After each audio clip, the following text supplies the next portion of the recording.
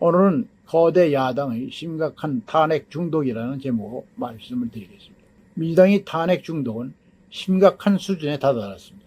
22대 국회 출범 후 발의된 탄핵안이 벌써 7번째이고 그중 직무대행을 포함하면 방통위원장에 대해서만 4번째입니다. 이진숙 방송통신위원장에 대한 탄핵소추안은 지난 2일 민주당 단독으로 강행 처리됐습니다. 민주당은 이 위원장이 김태규 부위원장과 둘이서 MBC 대주주인 방송문화진흥회 즉 방문진과 KBS 이사진을 선임한 게 불법이라고 주장하고 있습니다. 하지만 방송통일법 13조는 위원회 회의는 2인 이상 위원 요구로 소집하고 제적 과반수로 의결한다로 되어 있습니다. 그러니까 아무런 잘못이 없는 것입니다. 물론 방통위 2인 체제가 기형적이긴 합니다만은 불법으로 볼 근거는 없습니다. 이미 법원은 2인 체제가 위법은 아니라고 판결한 바가 있습니다. 지난달 26일 민주당이 방통위 의결 정족수를 4명으로 늘리는 방통위법 개정안을 강행 처리한 것은 거꾸로 말하면 현행 2인 체제가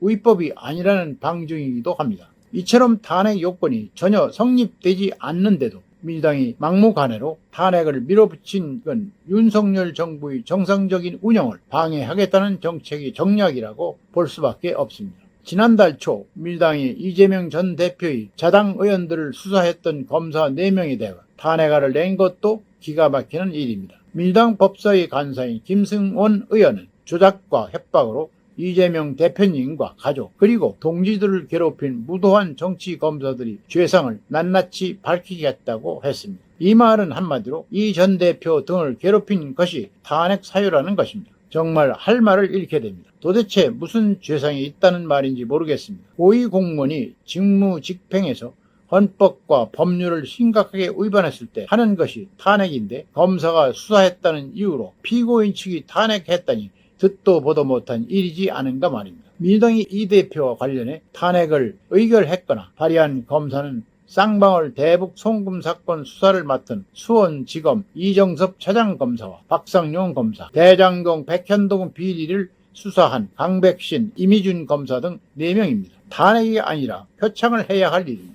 이들 사건은 문재인 정부 때 의혹이 제기돼 수사가 시작됐습니다. 사건 조작과 협박은 민주당이 일방적 주장일 뿐 어떤 증거도 없습니다. 그러니까 이번에 노골적으로 이 대표를 괴롭힌 죄라고 한 것 같습니다. 이 대표 수사검사에 대한 보복이자 방탄용 탄핵입을 자인한 셈입니다. 민주당은 이들을 법사위로 불러 조사하겠다고 합니다. 이 대표를 대북 송금 공범으로 기소한 부장검사를 공수처에 고발하고 돈봉투 사건 수사검사에 대한 탄핵 청문회도 열겠다고 합니다. 수사검사를 수사하는 특검법도 추진하고 있습니다. 공개적으로 망신 주며 자기들 뜻대로 수사하라고 압박하겠다는 것입니다. 참으로 한심한 작태가 아닐 수 없습니다. 이 전 대표 강성 지지층은 대북 송금 사건 재판부까지 탄핵해야 한다고 주장하고 있습니다. 일부 의원은 판사도 선출해야 한다고 합니다. 아나무인적인 발언입니다. 이 대표의 대선 가도에 걸림돌이 된다고 생각되면 누구든 거야의 힘으로 죄를 만들어 탄핵하고 처벌하겠다는 것입니다. 법치국가에서 있을 수 없는 일들이 난무하고 있습니다. 22대 국회는 오로지 정쟁과 대립만으로 치달을 뿐 민생과 합의는 0점을 면할 길이 없습니다. 민주당은 MBC의 영구적 노용 방송화를 위한 방송사법과 해병대원 특검법을 강행 처리하면서도 국민이 먹고 사는 문제와 관련된 민생 입 법안은 손을 놓고 있습니다. 16개 상임위원회 중 절반인 8개 상임위는 2달간 단 한 건의 법안 심사도 하지 않았습니다. 기획재정위, 산업통상위, 정무위 등 주로 경제와 민생 관련 상임위들입니다. 반면에 법사위, 환경노동위 등 4개 상임위는 특검이나 야당의 추정하는 법안 그리고 탄핵 청문회 같은 정쟁으로 분주했습니다. 올해 국회 예산은 7,600억 원입니다. 4년 전 21대 국회 때보다 900억 원가량이 늘었습니다. 이 예산의 상당 부분은 국회의원 300명과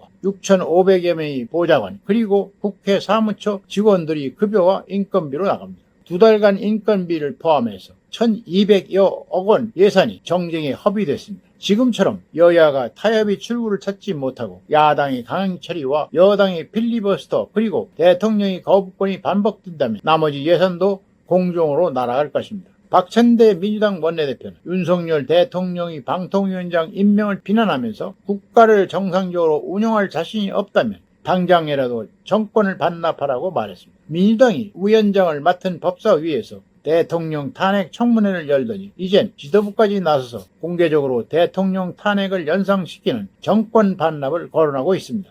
지금과 같은 무능력 국회가 계속된다면 세비 반납을 요구하는 국민운동이 일어날지도 모르겠습니다. 민주당은 늘 한국 민주주의 뿌리를 자처합니다.